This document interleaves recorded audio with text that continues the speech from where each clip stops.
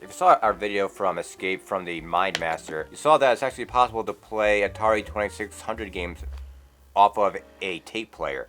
With the Supercharger by Arcadia, the brand new product that lasted about 45 seconds in the Atari's life. So we found another game, Fireball. I'm not going to promise that it's a great game, but we have it, and we have the stuff set up, so we're going to try it out. How many games came out for the Arcadia? Quite a few. Maybe Really?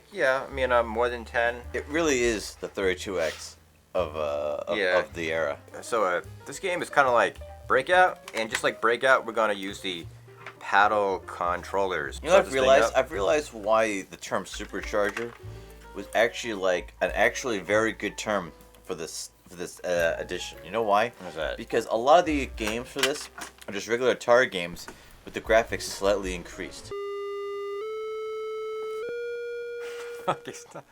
Okay. Fireball! As soon as you press stop, like the game fires up. Like See, as soon as you press it, two of these plug into the same port, and so you could technically have a 4-player game. Yes, it's not Breakout. It's Well, more like a Breakout with boobs. 4-player fire And trap. look And there's 1-player marching, 2-player marching. Okay, go on. I don't know what marching means, but we're gonna find out. I love how it has just enough graphical upgrades that it actually wrote out the words. Is that This is one? the first player? Yeah, I'll be Alright, the first so, player this time. It actually physically tells you that it's the first try, and the character looks like a character. Oh, look at this. Just like Breakout. Yeah, except you actually... I can catch it. It really is exactly as I freaking described it. It's the same old Atari games that you know, but now it actually looks like something. And instead of you just bouncing a ball off of something, oh look, and when you lose, there's a hook that comes in and grabs you. To somebody else, this just like looks the same. Like it doesn't seem like impressive. No, you know what this is? This looks like the Atari 7800 version of this game. Not even. I think this console was actually designed around games like Pong or or Combat. So this is kind of scary. This is like Space Invaders if the aliens were just a wall that's gonna crush you. Yeah, it's interesting. I mean, like, you know what it is? Like, I've heard of Breakout, I've heard of Super Breakout. This is like Super Breakout 2. It's like Super Duper Breakout. Oh no! And now they have a ball that's stuck up in there. This is actually interesting. I think it's crazy how the Atari 2600 supported 4-player, where like with most consoles that would it was kind of like an afterthought. You know what I mean? I don't know. I mean, like, I feel like every console actually had the 4-player capabilities. It's kind of like light gun games. It's like, yo, we gotta have the light gun games. Like, yeah, but how many companies are gonna keep making games for this thing? Nintendo and even the Game Boy had 4-player peripherals. 1-player knock a block. Okay, let's try it. Let's see what this is about. 2-player knock a block. And so it's not Breakout, it's knock a block. Well, actually, you aren't a paddle, you're a person with a ball. So therefore. I mean, no, I mean, like, Breakout. it's an enhanced Breakout. It's just not enhanced.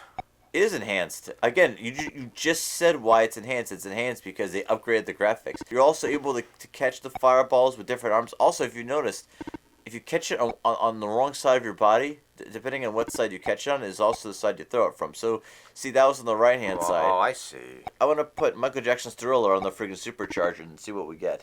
This is a boring game. It's like, I'm gonna give you my review right now. I told you like it was Breakout. I mean, I know it's. I mean, no. You know what? It's Breakout. It's Breakout, but I acknowledge the fact that they up-res the graphics, right? Like they not up-res the graphics. Yes, they have.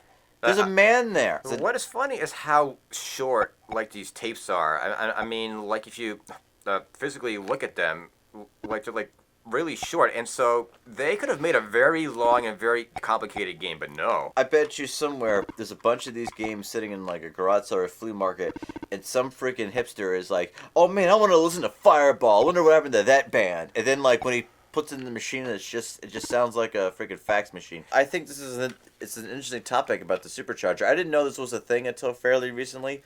I definitely don't see it around on the market. I think it's interesting in how it didn't take off. Well, no, I mean it kind of makes sense that it didn't take off, but I definitely feel like it's like the 32X of the Sega CD of its generation. It's an add-on peripheral that enabled it to do more.